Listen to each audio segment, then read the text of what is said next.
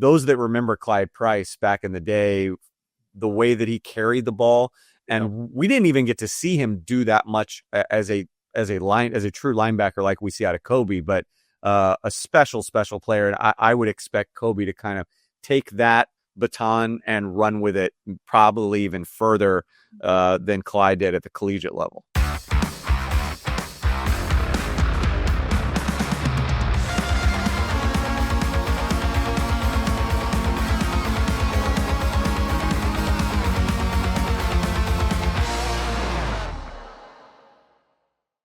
Hello and welcome to the Verbal Commitment Podcast here on Kansas City Sports Network. I'm Kevin Flaherty, and I'm here as always with my good friend Ryan Wallace, and we're talking about the world of local recruiting from Kansas and Kansas City prospects to the college classes at Kansas, Kansas State, and Missouri.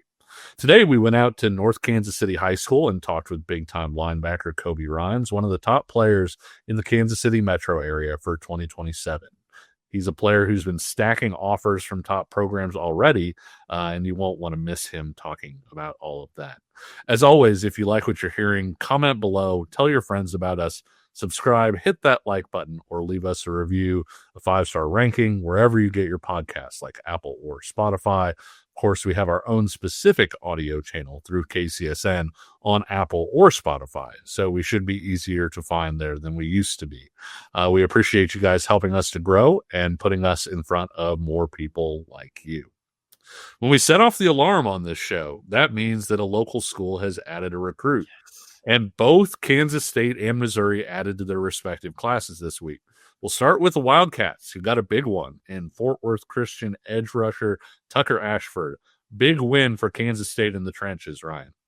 Yeah, I mean, this was a big want and a big get for the Wildcats. I think, 24/7 lists him right now as the Wildcats' top commitment in this class. And, again, I think this was a player that they have been coveting for a long time in this class, because I think they feel that he can come in and make a difference very quickly in what looks to be maybe a defensive line that might add in a little bit more of that traditional 4-man look, and that can keep Tucker more at, the what you see him do at Fort Worth Christian, which is a little bit of hand in the ground, a little bit of stand-up defensive end. But Kevin, he's a tenacious player. I think a pretty heady player too, and the official visit and offer list goes to show that, with teams like Vanderbilt and Stanford littered in there. But Houston, Illinois also were in the mix here.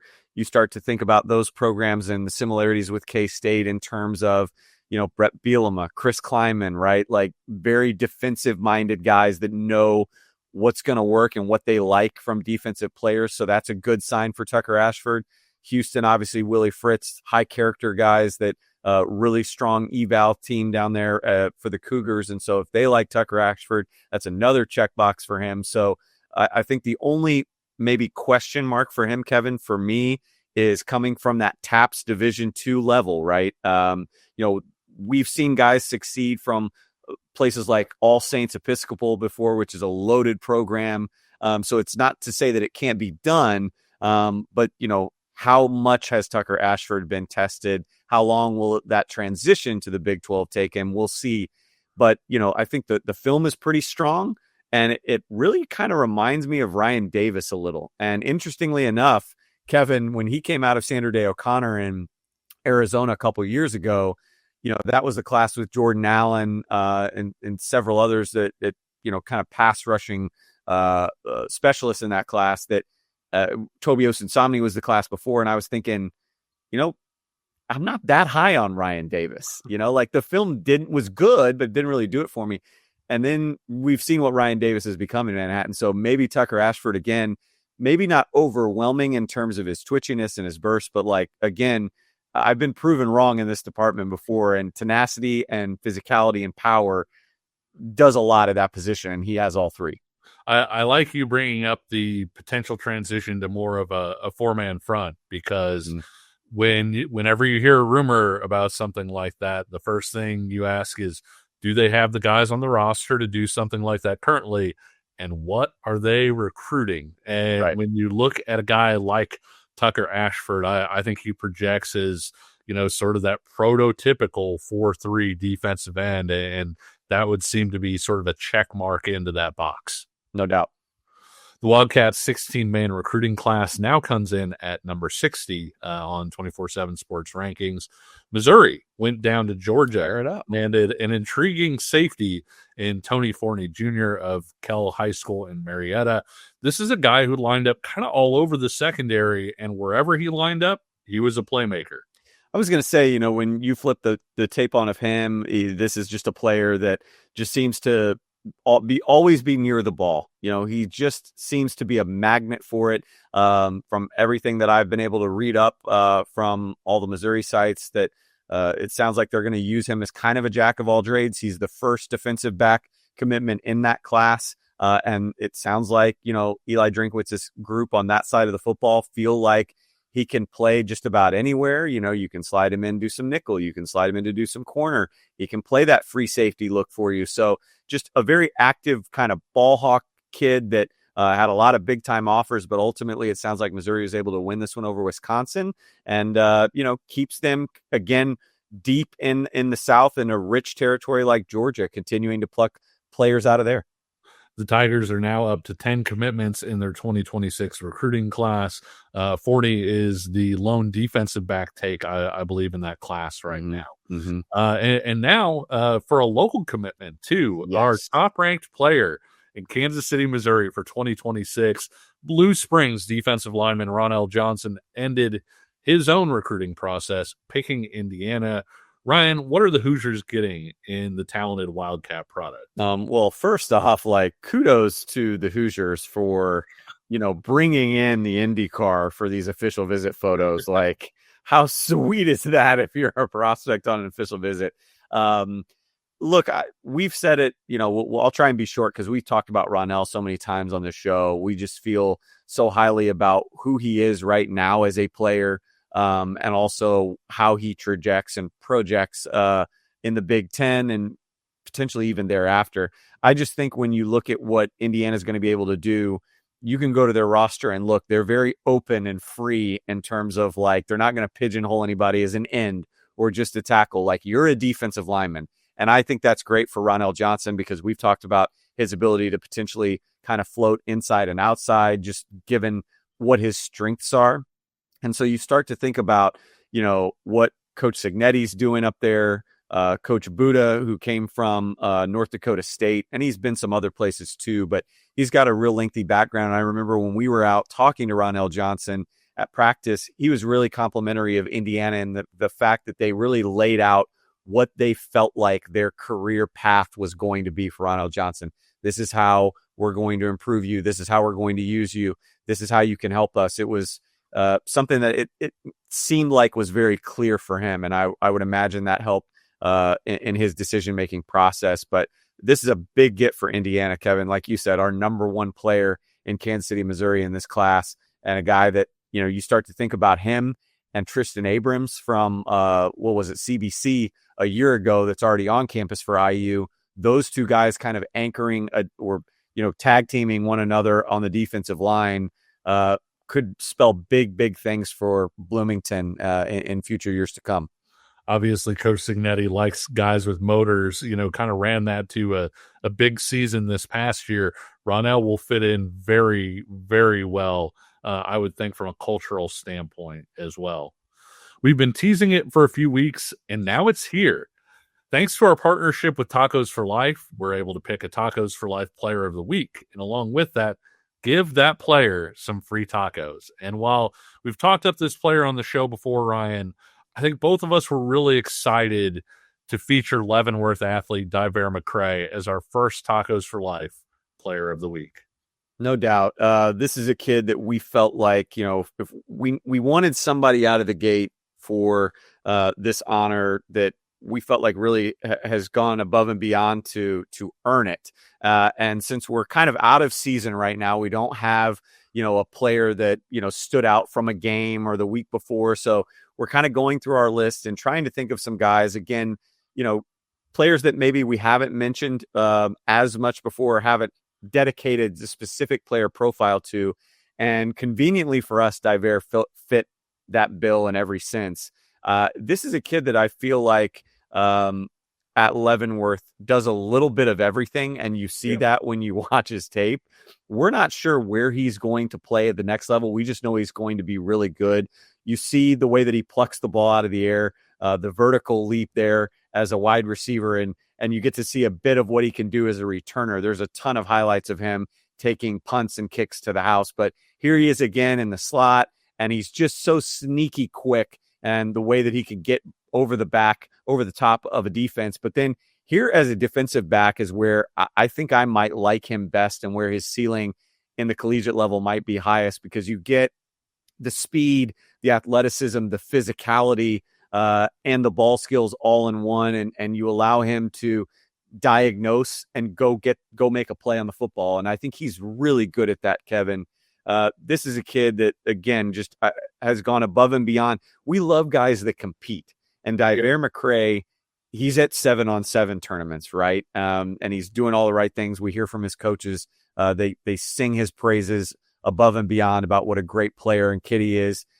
He's at the varsity combines. He's at all these camps hustling for an opportunity. He has, I think, some offers on the plate, right, Kevin? But this is a kid that we both feel strongly, you especially. You have been on flying this flag longer than anybody here. I want to make that clear.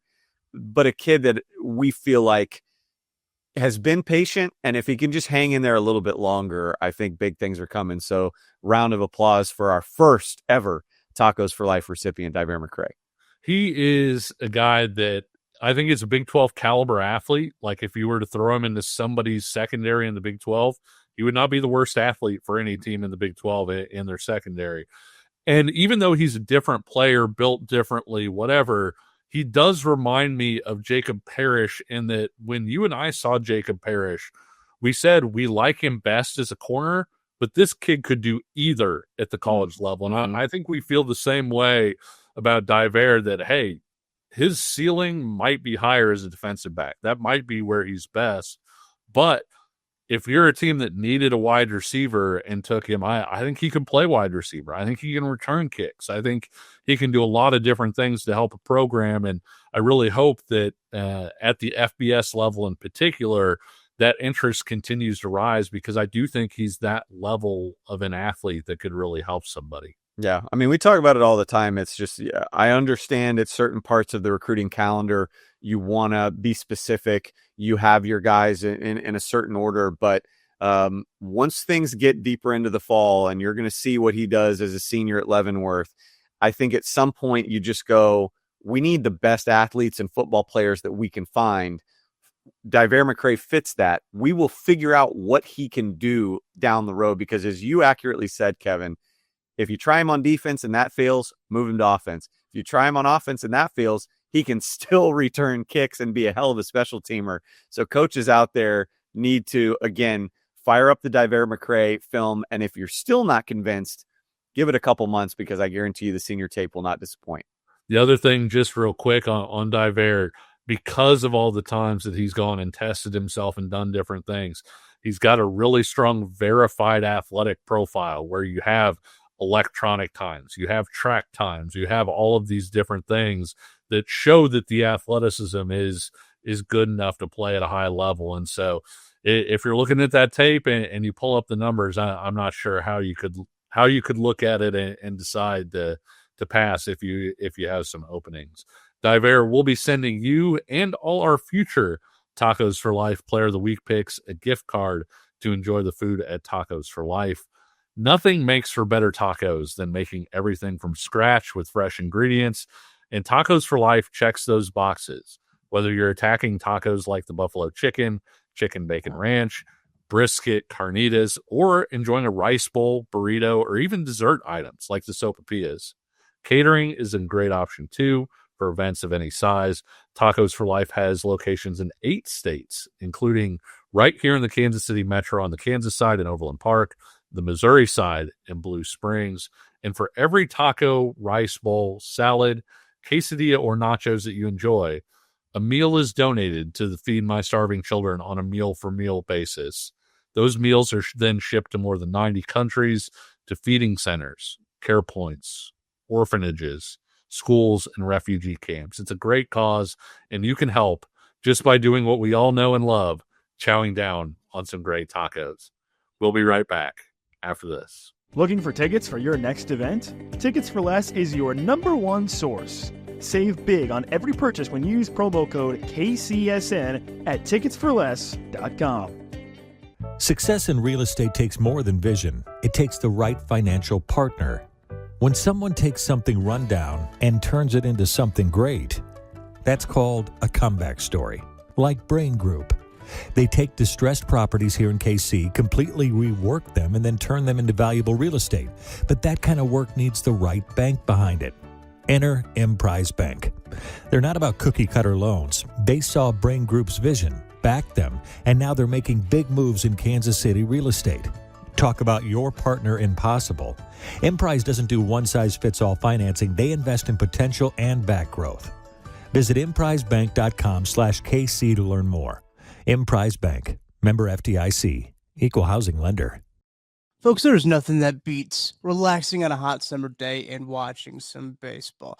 And there's no simpler way to get in on the action than by downloading the Pick 6 app from DraftKings. It's crazy simple. Just pick more or less on the stats for 2 or more of your favorite players, and boom, you're in the mix for big cash prizes. And the best part, Pick 6 is available right here in Missouri. Don't miss out on the fun. Don't settle for a smaller payout. Switch to Pick 6, and right now, new customers can get $25 in bonus picks with their first deposit of $5.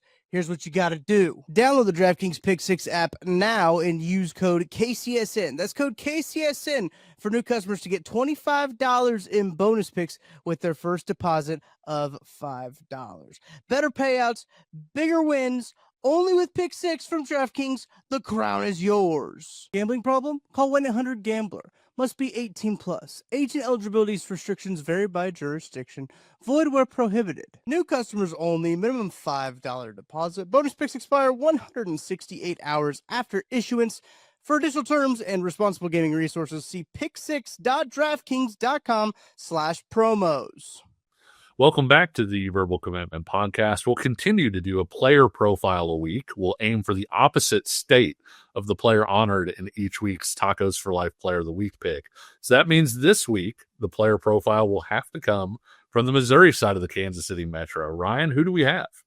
You know, I'm going over to Rockhurst, and a player that caught my attention last year when we were there to watch the Hawklets against St. Thomas Aquinas, Pierce Fisher. This is a senior to be 6'1", 180, 185. But at the end of the day, Kevin, what I like most about Pierce Fisher is he is a football player. Yes. And he's a two-way starter for Rockhurst. So that says it all. And we're not just talking about a two-way player that, you know, is out there on the field. This kid on tape is making plays on both sides of the football. One of the starting tailbacks for Rockhurst a year ago, and also doubled as a starting defensive back safety. I just love the fact that he's got a little bit more burst to him than I think even comes out sometimes on his film. Like when he wants to put that foot in the ground and take off as a running back, he can do so. And you see him split the seam here and he's gone. And that's against SLU, which is littered with great athletes. Here's another clip of him as a running back. And again, you see him break some tackles and you see the vision and things come out so naturally. But I think here, again, I said it with Diver, I'll stick with it with Fisher as well. I like him in the defensive backfield because you get to see him assess things and you get to see him track the ball and go down and get it. And he's a hunter, man. I mean, when he makes contact, boom, you feel it. And so I just love the fact that this is just a tenacious football player. He just knows what he's doing. And you start to think about guys that are kind of likened to Pierce, and, you know, guys like, you know, the Deneen's come to mind, right? A guy like, you know, Ty Zimmerman comes to mind. Guys that I feel like historically have been heady players that are kind of leaders of their team, that have played multiple years at the varsity level for programs that are highly thought of, just as Rockhurst is. And at some point, you know, you just start to say, man, that speaks volumes to to be able to play these type of positions at big time programs, do it for multiple years. There's just something about your kind of football makeup that I hope colleges decide to kind of take interest in. Maybe they want to see a couple more games of his senior year tape.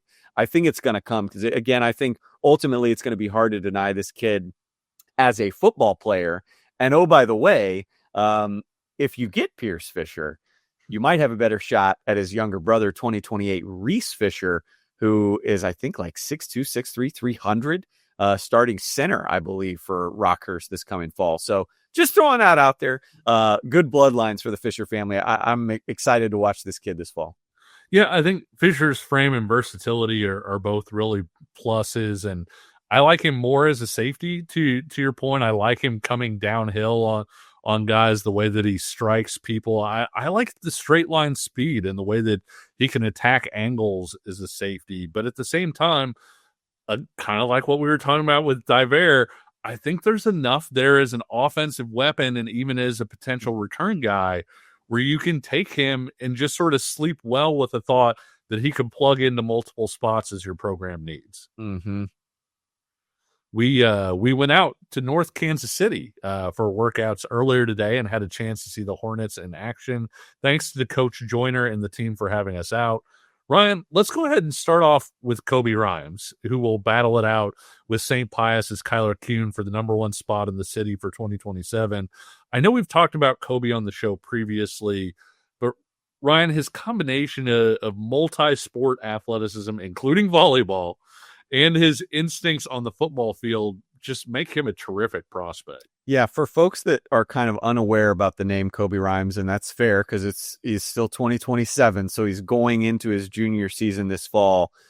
When you take a look at his bio, I think, as Kevin said, it kind of speaks for itself. 6'1", 225. Kevin, you got to kind of verify that with your eyes out at practice earlier this week at North Kansas City High School. And, you know, the 6'1", certainly the 225, it sounds like checks out. But yeah, first team all conference linebacker, second team all conference running back. Oh, by the way, first team all conference wrestler. And again, you see it there, considered, you know, one of, if not, you know, the best player, depending on who you talk to in the state of Missouri, certainly up for debate in Kansas City as we are right now between he and Kyler Kuhn, but just an unreal athlete. And again, you see that when you see his tape. What he does best is he's a thumper, but he's not your typical Mike linebacker thumper. I mean, this is a kid that can get sideline to sideline with ease, and a kid that we feel like athletically kind of separates himself from maybe some of the other players at his position that we've seen in the past, right, Kevin? Yeah, super quick feet. He's one of those guys that you talk about, you know, closing speed with a lot of these guys. Kobe Rhymes has closing speed. He's one of those guys that when he gets, you know, a couple yards from the ball carrier, it's almost like he teleports and gets there. He finishes things off so quickly. And I think the straight line speed is good, Ryan, but I think where you really see it is his quickness in short areas. He's very difficult to block, too. Does a great job with his hands. I know you've kind of compared him a little bit to another North Kansas City standout in the past who is a running back linebacker as well. Yeah, I mean, there's a little bit of Clyde Price to him, I think. But I think athletically, he's so much a level above Clyde, right? Like, yeah. You know, maybe PJ, you know, Adebawore that ended up at Oklahoma, from maybe a testing standpoint, pound for pound, maybe they're a little bit more like, but obviously different frames, different positions. But yeah, I mean, this is like Clyde Price on steroids. I say that jokingly, by the way, but I mean, it's a different level of a Clyde Price, which again, those that remember Clyde Price back in the day, the way that he carried the ball, and we didn't even get to see him do that much as a true linebacker like we see out of Kobe, but a special player. And I would expect Kobe to kind of take that baton and run with it probably even further than Clyde did at the collegiate level.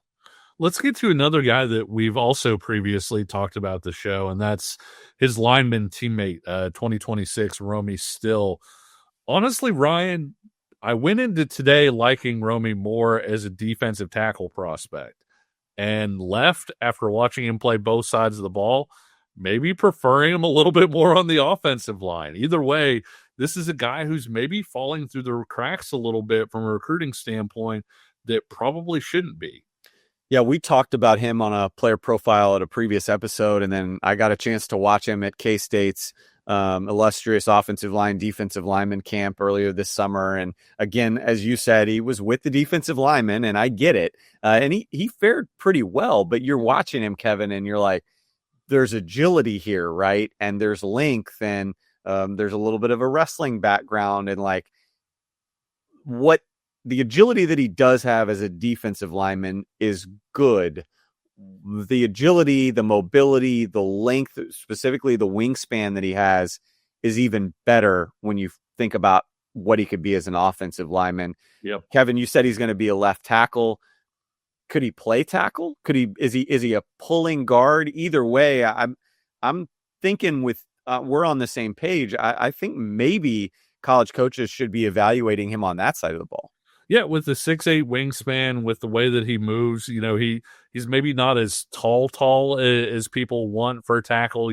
Guys are looking for that 6'6", type of guy. He's probably about 6'4", but at the same time, I think when you look at the actual length that he does have, when you look at the way that he moves, there's a little bit of rawness to him right now, Ryan. I don't know that he's had as much time on the offensive side of the ball.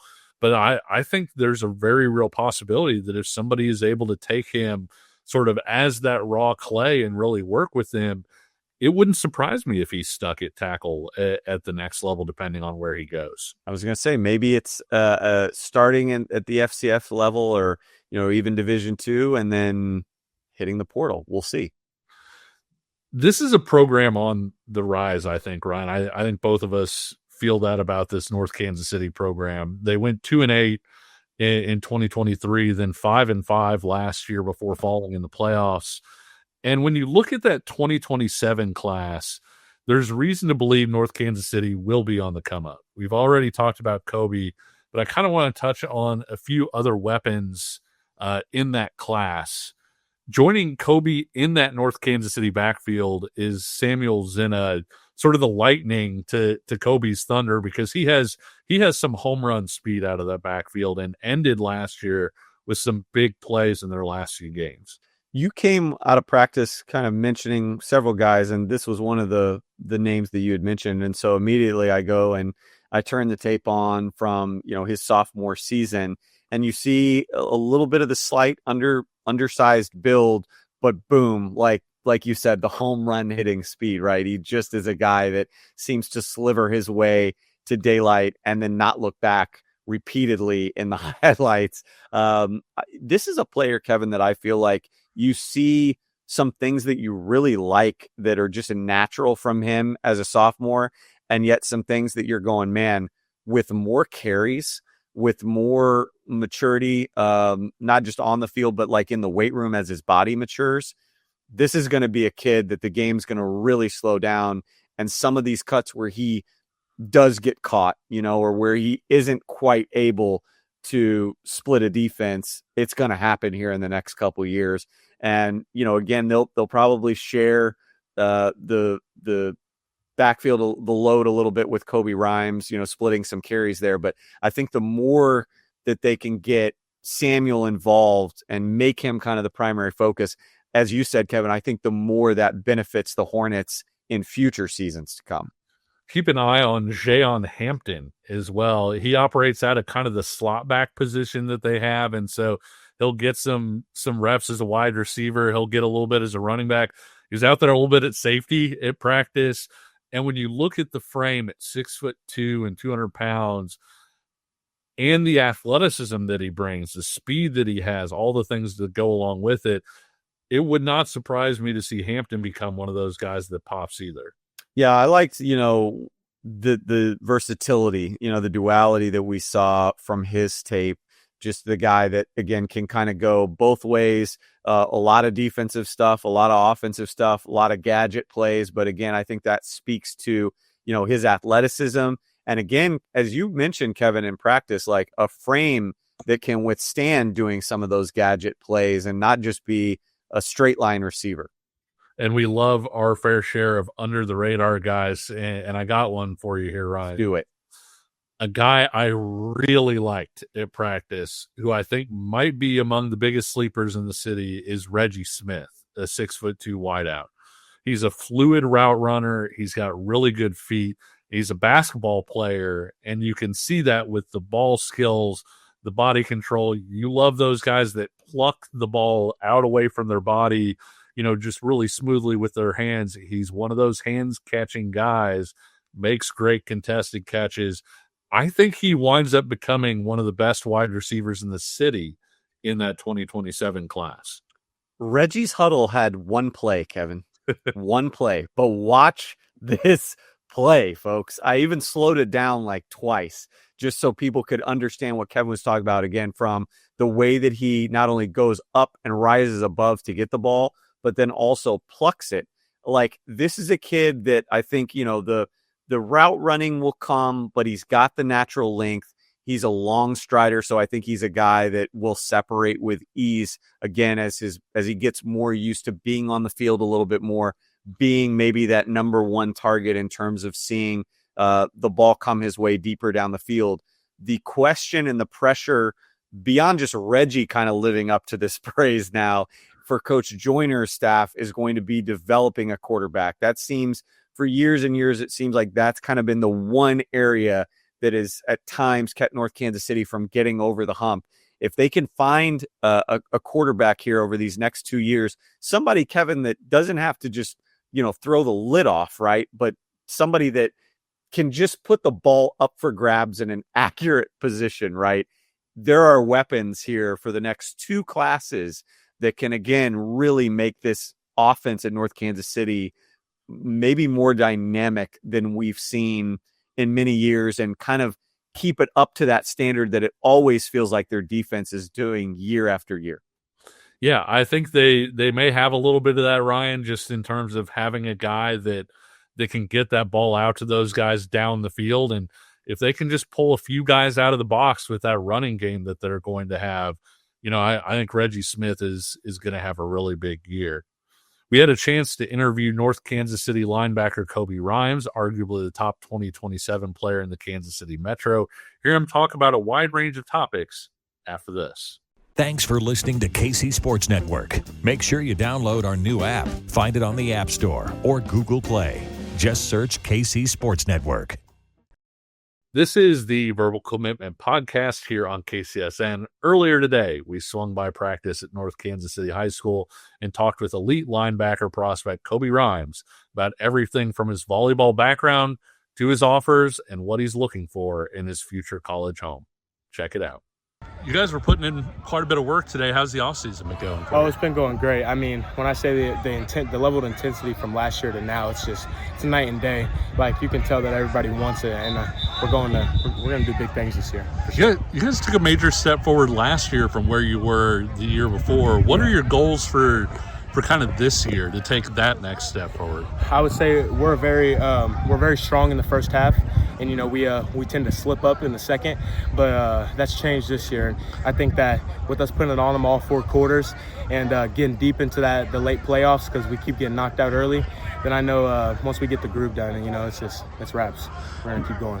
Want to talk about you, obviously, but also want to ask a little bit about your teammates. Yeah. What does Romy bring for you guys?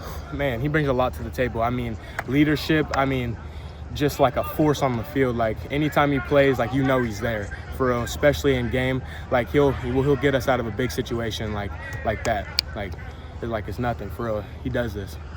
You obviously play both ways. Do you have a preference? Not necessarily for college, just would you rather score touchdowns or stop guys from getting touchdowns? Hey, I love touchdowns, but the feeling of just spearing somebody in the chest, you can't beat that. So I'm definitely with the dark side for real. I know Coach is really high on your guys' 2027 class. It seems like you guys have some real playmakers there. Can you talk about some of the guys that are maybe standing out in your class right now? Oh, yeah. Reggie and Zena, them two, they were Reggie, he didn't get as many looks like in targets as he needed to last year, but when he did, I mean, head top blur, like nobody was competing with him. And Z, I mean, he's just a superhuman, it feels like. It's like every time he touches the ball, he scores 98-yard touchdowns every time. It's like no 60s, no, it's just straight long yards. So, I mean, he's definitely in there when I'm lead blocking and he's behind me. Yeah, bad things happen. What's the difference between you two as ball carriers? I would say he's more of a straight line runner. I'm willing to get a little dirty, like catch myself, truck somebody. I'll hurdle if I need to. Like I'll do whatever it takes to get to the end zone.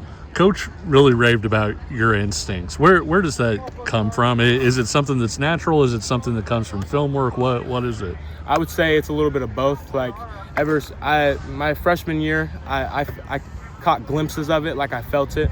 There'd be times where it was just like something was just pulling me to like where the ball was gonna go, and then now it's just like it's clockwork. Like I know what you're gonna do before you do it, and I know how to get there.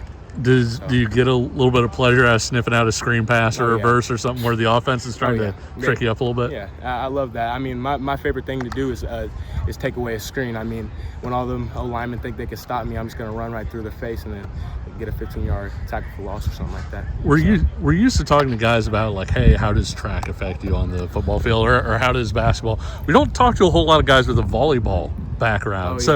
First of all, I mean, you're an above the net player in volleyball. How did that start? Like, how long have you been playing volleyball? And so my aunt, she her name's Jamie. She went to Ottawa, the college, and she played volleyball. Okay. And I lived with her a while throughout my life, and I always went to all of her volleyball games, her college games, and I loved, like, I don't know, it's just something about volleyball that just clicks with me. And I never got the opportunity to play because back then it wasn't really like big on boys. But when I found out that there was an opportunity to play on the team, I mean, I couldn't miss that up. So, and I love it. I mean, bounce is crazy. I mean, after the first year of me playing, I actually took it serious for a while and got a scholarship for this club team. Yeah, so the Mavs. So, and they were a really good team, so it was nice. Is there anything in volleyball that traces over to football? Like I think hand-eye coordination. Nobody believes me, but when I say like, you just like, I don't know, just knowing like, and man, it's hard to explain. I think the hand-eye coordination from volleyball just takes over to this and then makes your reaction time faster. That's why, like, even if I see it late, I'm just so quick to react that I can get there and still get there before everybody else. I mean, it's just something that I've always been good at and I'm going to keep getting better at. So you talk about hand-eye coordination. One of the things it seems like you're really good at is slipping blocks, whether that's in the run game, whether that's rushing the passer. You do a great job of using your hands. Yeah. Is that kind of where some of that comes from? Yes, for sure. Just like being able to work your fingers all the time, like in arm movements. I mean, that's a lot of swinging, a lot of blocking, and then it's like with the whole part of getting around people, very easy. It's just, I'm good with my hands already. I used to be a D lineman. I went to like O-line, D lineman training, so I had my own personal trainer. So I was always good with getting into somebody's face and grill. But right when they take that too literal, that's when I'm gonna hit you with a dip and rip or something like that. And then, I mean, I'm elusive. I love wrestling. So ever since I started wrestling, I like learned the technique of like I just like to crawl. Like I don't like to stand up. I like to crawl, and I kind of shifted that technique into football. So and then when I'm playing, I'm always lower than everybody else, so I can always get away. What was the next step for you, like personally? Like how are you going to be better this year than you were a year ago?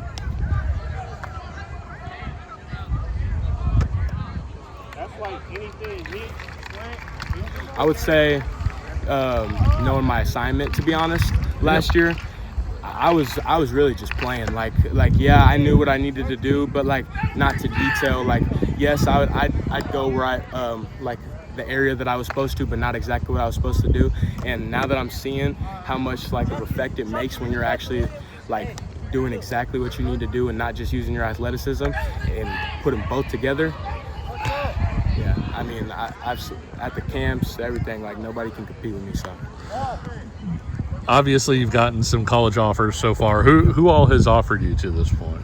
Man, I could probably say all the time. KU, Oregon, Ole Miss, Nebraska, Tennessee, OU, Michigan,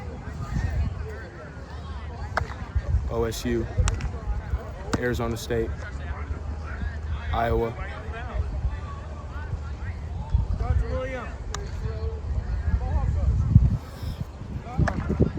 Man, I can't think of all the top of my head. Who's your first offer? My first ever offer was KU.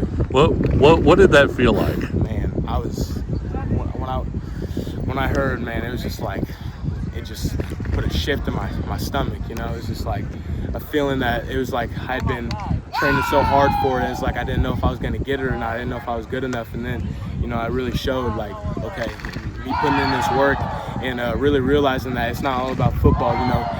Buying in the classroom, really locking in. I mean, I went from being a piss poor student to really changing my ways, and ended off with a 3.2. So I mean, I'm just gonna keep getting higher and higher from there, and yeah.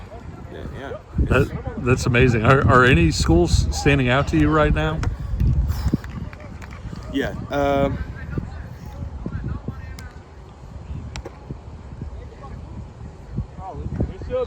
I would say all of them are great. I mean, everybody I've seen and met with, all the coaches, everything is just everybody's amazing. I mean, from every organization, but I can't really give you a definite answer on my top. No, everybody's amazing. Yeah, that's fine. You're still pretty early in my. For sure. Is there anybody you grew up rooting for, or anybody that you maybe haven't heard from yet that you're hoping to hear from? Surprisingly, LSU. Like I've always been a really big LSU fan since day one. I don't know what's going on with them, man, but I understand. I'll ball out for them and give them a reason to offer me. But that's what I'm coming here to do. I'm coming here to win a chip and go all the way. For real. When we talk about this a year from now, or whenever you make your decision, and we say, hey, Kobe picked school X because of blank, what do you think that blank is? Like, what are you looking for in your final school? I would say a coaching staff that's like not only just gonna, because I already know there's some coaches out there that are gonna, they'll buy into you when you're on the field, but right when you're off, I mean, it's just like loner. Like I've always had coaches my whole life that have like not only taught me to be a good player, but to be a good man, like teaching me life skills and things like that. And I mean, so far, all the coaches that I've met have checked off those boxes. So now, I'm finding more things to find my reason to go. But right now, that's definitely number one, is a coaching staff that's really trying to be there for you, not just there for the play. And then go back to the Hornets. Coach kind of ended practice talking about, hey, if you guys want to be the best in the city, if you want to be the best in the state, here's what it's going to take. Of course. Do you think you guys have what it takes to be, one of those teams that's left standing at the end of the year? No doubt. Honestly, I think we can win the whole thing, really. I mean, we have great players all around the field.